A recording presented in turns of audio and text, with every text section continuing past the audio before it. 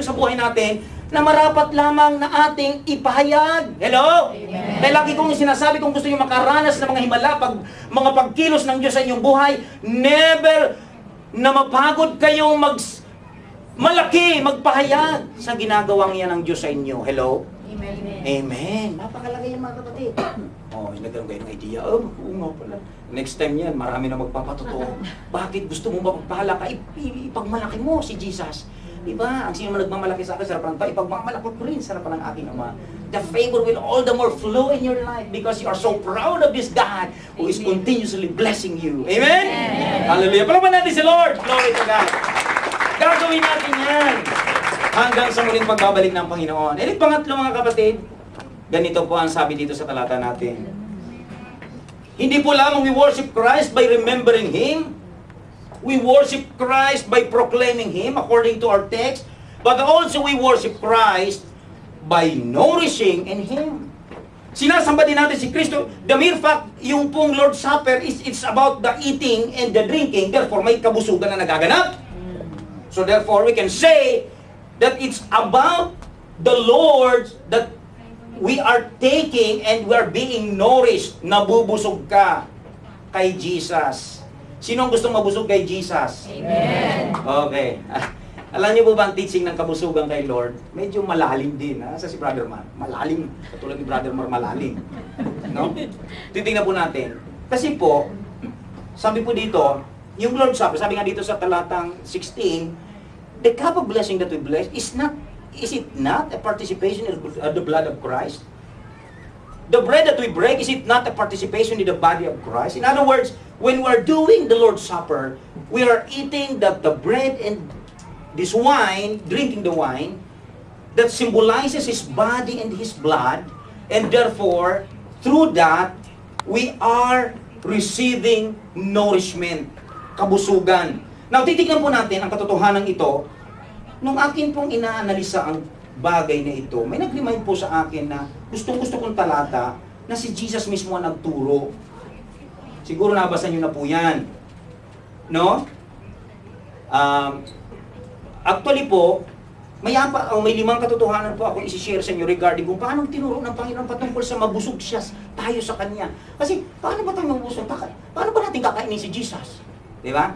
May teaching si Lord sa Gospel of John. Siguro nabasa nyo yan. Sa katotohanan, ang teaching ni Jesus na ito, maraming tumalikod sa Kanya. Kasi inisip niya, nagtuturo ba si Jesus ng cannibalism?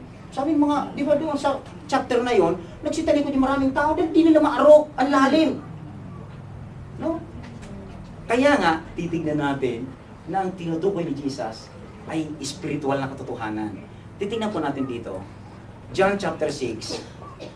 Ang mga talatang ating pong tutunghayan ay yun mismong tinuro ni Jesus sa panahon na ito sa gospel. Ganito po makasabi ni Jesus. Jesus said to them, truly, truly I say to you, nabasa niyo na po ba ito sa Gospel of John? Unless you eat the flesh, so tignan nyo, of the Son of Man. Of the Son of Man, tinutukoy niya kanyang sarili because according to the Old Testament prophecy, He is called the Son of Man. According to Daniel, the Messiah is called the Son of Man. Hindi lamang the Son of David, or the Son of God, but also the Son of Man. Amen? Now, according to this, unless you eat the flesh of the Son of Man, and drink His blood, you have no life in you. Ito yung kabuluhan kung paano tayo mabusog kay Kristo. Maliban doon na kainin ninyo, Anya, ang aking laman, at inumin ang aking dugo, wala kayong buhay sa inyo. Hello? Titingnan natin. Gusto niyo maunawaan itong mga talata nito? Nung pinagbulay-bulayan ko po ito, ganito ang aking I believe when you just ask the Lord about the meaning of what you are, especially kung tinitignan po natin, seryoso tayo nagbabasa ng salita ng Panginoon, magpapaunawa sa atin ang banal ng Espiritu. Ano po ang kahulugan nito? Titignan po natin. Una, yung word pong eating and drinking, ang kahulugan lamang po nito, iisa. Ibig sabihin, tinatanggap mo. Hello? Eating, papasok sa iyo at ngunguyain mo at tatanggapin ang katawan mo, hindi ba? Ganon din ang drinking. Hindi mo na nga lang inunguya ang tubig. Di ba? Tinatanggap mo na. So, ang kahulugan po nito, ang turo ng Panginoon, ay yung, di ba ang pananampalataya, kaya nga, marahil kayo nagtataka, kapag kayo hinahamon na tumanggap kay Kristo, manampalataya, kinakailangan tanggapin nyo siya. Hello, naalala nyo? Tanggapin mo yun. Sabi kaya ang ibang mga pilosopo, Ano bang ibig sabihin ng tanggapin? Sino bang tumatanggi sa Diyos? Ang ibig sabihin ng tanggapin, nguyain mo panampalatayanan mo. Tanggapin mo siya sa buhay mo. Hello? Ganon yung pagkain, di ba? Ang pagkain, hindi mo naman yan kailangan, lulunin mo. Hello? Paniwalaan mo. Yun ang kahulugan po. Ang kahulugan, ang ibig lang naman sabihin ni Jesus, maliban na kayong manampalataya sa gagawin ko doon sa krus ng Kalbaryo, wala kayong buhay sa inyo. Ibig sabihin, di ba anak, gusto ko ito sa Tagalog eh, walang buo. Sabi sa Tagalog dyan, wala kayong buhay sa inyo. Wala kayong sariling buhay. Minsan tinignan ko ito, kapag wala kang Kristo, wala kang kabuhay-buhay. Hello? Kung wala kang Kristo, wala. Patay tayo, sabi ng Bible, dahil sa kasalanan, wala tayong buhay. At alam din naman natin na si Kristo talaga ang buhay. Sabi mismo ni Jesus, I am the way, the truth, and the life. I am the life and the resurrection.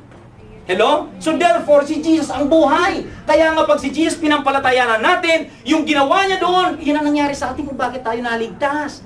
Tinanggap natin siya, pinanampalatayanan natin siya. Ninuya natin siya, kinain natin si Jesus. Hello? Naniwala tayo doon sa kanyang ginawa sa krus ng Kalbaryo, sa kanyang katawan at sa kanyang dugo. Kaya ngayon ikaw ay naligtas. Yan ang meaning noon. Hello? Naikuha niyo mga kapatid? Yan ang unang bagay po ang sabi ng Panginoon. Pangalawa, definitely hindi nga po nagtuturo si Jesus na siya mismo ang kainin physically. It's about spiritual matter. Pangalawa, sabi ni Jesus dito, whoever feeds on my flesh. So pinag-usapan po natin ayon sa turo mismo ni Jesus, kung ano yung kabuluhan yung magpakabusog tayo kay Jesus. Una sa lahat, ulitin ko mga kapatid, nung tinanggap niyo si Kristo, nagsimula ng mabusog tayo, bakit nagkaroon na tayo ng buhay? Amen? Kailanman ang patay, hindi mabubusog. Diba? Diba? Sino ang nabubusog? Yung mga buhay. Subusubuan mo patay na yan. Wala naman yan. Nakuha niyo mga kapatid. Diba? That by implication. Para makuha niyo. Medyo malalim kasi. Pati ako nalulunod din sinasabi ko kayo. Pangalawa, ito pa. Sa verse 54. Whoever feeds on my flesh. Again, talking about eating the Lord. Talking about magpakabusog kay Jesus. Whoever feeds on my flesh and drinks my blood has eternal life. Diba? Sino man daw manampalataya sa akin, magkakaroon ng buhay na walang hanggan. Diba yun ang naganap sa atin? Kaya tayo nagkaroon ng buhay na walang hanggan? Because we believe in the Lord. Amen. Kaya kung kayo po sa unang pagkakataon, nakadalo kayo sa lugar na ito, hindi nyo pa tinatanggap si Kristo, hindi nyo pa siya kinakain sa inyong mga sa buhay. Ito na ang pagkakataon para magkaroon kayo ng buhay. Dahil wala daw tayong buhay sa ating mga sarili. Amen. O, alam niyo po ba? Hindi ito sinabi ng sino mang tao. Sinabi ito mismo ni Jesus. Kaya minsan naisip ko nga po, may mga nanais na, bakit ba ang Christianity niya so much exclusive? Parang, well, hindi naman natin sinasabi. Totoo kasi, si Jesus mismo, ang Diyos mismo nagtuturo sa atin sa kanyang salita. Bakit naging exclusive? Sa totoo lang, kung ang lahat ng tao mananampalataya kay Jesus, wala namang problema eh. Ang inisip kasi, ginajustify ng iba, lahat naman ng religion, tama, lahat naman yung religion, may Diyos at pare-pareho lang ang Diyos. Pero galing sa demonyo yun. Isa lang ang napako sa cross. Amen. Walang ibang napako sa cross. May dalawa magnanako sa istorya, pero hindi sila Diyos. Amen. Baka mapilosofin niyo kung mamaya may papasok na pako. Mabuti na lang biglang pumasok sa isip ko. Ay, nagpako din. Salamat sa Diyos. Pero si Jesus lang ang Diyos na nagkatawang tao. Amen. Si Jesus lang ang pwede magsalba. Dahil tao ka, kailangan mo mabalik sa Diyos. Si Jesus ang Diyos na nagkatawang tao at namatay para sa iyo. Amen. Aliwanag? Amen. Kaya mahalaga mga kapatid, maunawaan po natin. Sabi ni Jesus pa dito, whoever feeds on my flesh,